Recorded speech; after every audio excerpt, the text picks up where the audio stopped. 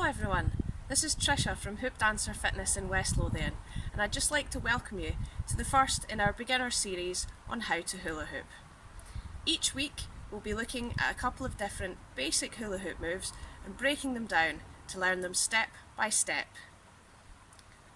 For this first lesson, we're going to be looking at one of the most common and well-known hula hooping moves, waist hooping.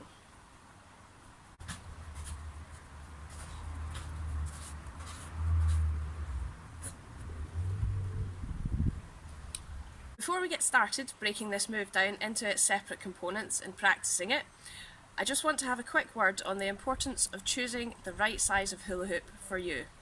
If you haven't already, do check out our previous video, Choosing Your Hula Hoop, for tips and advice on how to choose the correct size and weight for you. But for now, I'm just going to have a quick look at what the difference is between using different sizes of hula hoop to let you get a kind of visual and really see what the difference is there. I have here two very different sizes of hula hoop in front of me. This first one is a large size 38-inch beginner heavyweight hoop. This one is a smaller 30-inch Poly Pro, which is a lightweight hoop normally used by more advanced hoopers. If we start out with the beginner hoop, first of all you'll see there's a lot of space inside the hoop there. The advantage of using a beginner hoop when you're first starting out is the sheer size and weight of the hoop itself will help to carry some of the momentum until you've built up the strength in your core from practicing. If we look at the rotation of the large beginner hoop, you'll see that it's very slow and just a natural, easy kind of movement that doesn't require too much effort. If we swap that beginner hoop for the 30-inch lightweight hoop, you can see straight away there's a lot less space inside the hoop. It's a lot smaller, and it does mean that you'll have to do a lot more hard work. This is 4 inches smaller than I normally use, so this should be fun to watch. If we get the smaller hoop spinning, you'll see that the core is having to work much harder and much faster to pulse the hoop around. When you're first starting out, there's no point in giving yourself all that extra work, so definitely go for the larger, heavier size hoop until you've started to build up your skills a bit. When it comes to learning waist hooping, I like to break it down into what I call the 4 P's. Number 1 is posture. Number 2 is position of the feet. Number 3 is the push off, and number 4 is the pulse. So let's break that down. Number 1, posture. We're going to try this without the hoop first of all and see if we can just get the correct alignment in the body before we even place the hoop on. So, if we turn sideways, it's very natural in the modern day for a lot of people to kind of slump and hunch over. You can see those rounded shoulders were kind of sagging in the middle, so we want to get rid of that. You might also see that the bum tends to stick out a little bit, duck bun going on there. We don't want that at all. Not only is it going to alter the trajectory of the hula hoop and put it on the wrong plane, making sure that it's just going to fall straight down, it's also really bad for the lower spine. So we need to tuck the pelvis in nice and tight, roll the shoulders back, and make sure that the chest is nice and open. Number 2, the position of the feet. When you're starting out in hula hooping, it can be very helpful to have the feet in one of 2 positions. The first of these, and my preferred position, is the feet about hip distance apart. Your weight is distributed evenly through the balls of the foot and through the heels, and you're a little bit relaxed through the knees. We're not too tense, we don't want to be too kind of stiff and upright.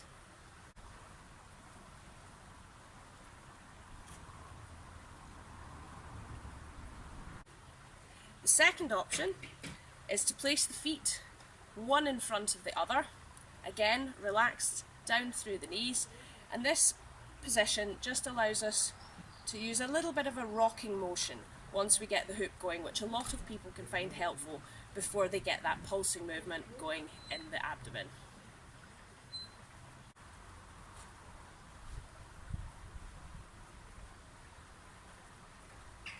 Number 3, the push off.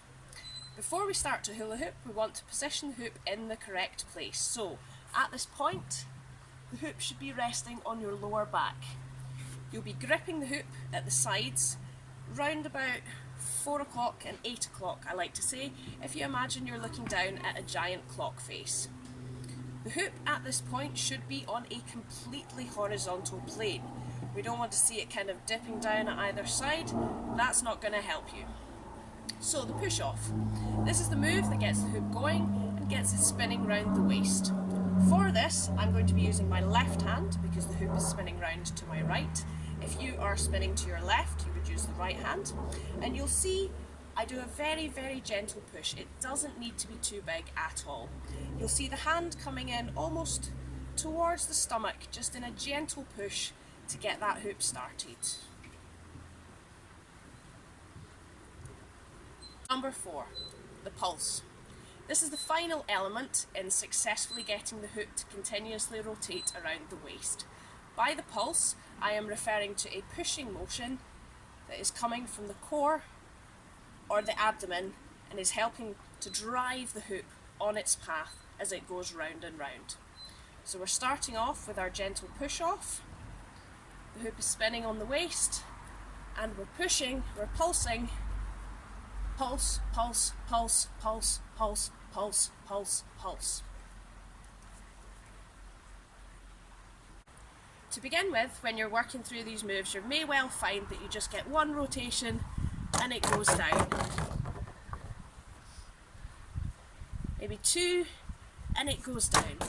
The reason for that is that you're asking your body to learn a brand new skill here. You're asking it to move in ways that's not natural for it, ways that need to be learned and practiced and built up through muscle memory. So don't be disheartened. To begin with, just go for that one rotation. Keep picking up that hoop, setting it spinning, and just get that one rotation. Maybe then you'll find you can manage 2 rotations, taking it up to 3, and just build on that, one at a time, gradually increasing your strength and stamina as you go along. Now, there are some common troubleshooting problems that arise when people first start hula hooping, so we'll just have a quick look at those. The first of those concerns the push-off. We might have got our posture correct, we've got our feet positioned correctly, we've got that push-off ready to go, we're nice and relaxed during the knees, and people just feel that they need to give it a really, really big shove, and it's just not necessary, and it's going to send the hoop off on completely the wrong plane and make it fall straight down. A lot of people have a tendency, they'll step out to the side, they'll twist round and they'll give it a big shove, and it just falls straight down. It doesn't require that much energy, and you've also let go of your posture completely. That nice alignment that you had, it's twisted and the hoop's just working at all the wrong angles. So we take it back, we position the feet, the hoop's nice and level, and again just a gentle push off. The second common problem that a lot of people experience when they're starting to learn to hula hoop is maintaining that motion in the waist. Once you get the hoop going, you might feel that it's starting to fall a little bit. At this point, people often panic. They start rotating the hips and the knees and the thighs all come into play, and that's just gonna make the hoop drop. The reason for that is that when you are hula hooping, the hoop is going to move to whichever part of the body is creating the motion, which is why it's so important to focus on that pulse from the core. If you start to swing the hips and the bum round and round, the hoop is going to go straight to there, it's going to lose its momentum, and it's going to drop straight to the ground.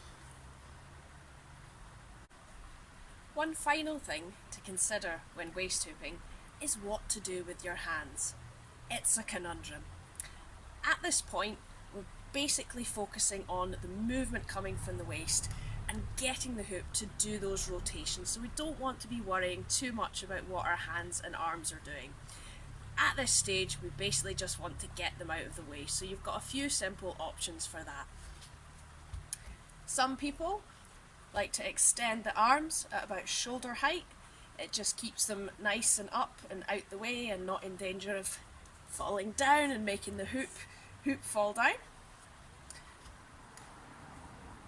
Other people prefer to take them over the head, totally out of the way, right straight up in the air, and this can also help with drawing your posture up nice and straight. You could pop them on the back of the head if you prefer, just have a wee chill out while you're hooping there, or you might want to place them in front of you, just one hand on front of the other, nice and neat, but again the elbows are nice and lifted and well clear of the trajectory of the hoop. So let's just do a quick recap at the end of this video. So back to our first P, which was posture. So we have tucked the pelvis in, we've rolled the shoulders back, got the chest nice and open. Our second P was the position of the feet. I am opting for the side by side, but as we discussed, you can also go for one foot in front of the other, just making sure that you're still nice and relaxed through the knees. Number 3, your push off. We've got our foot position correct, we're holding the hula hoop on a nice horizontal plane, we're not allowing for any dips, and we're just giving it a very gentle push in towards the stomach to start that rotation. Number 4, that was your pulse, the motion coming from the abdomen that's driving the hoop round and maintaining that motion.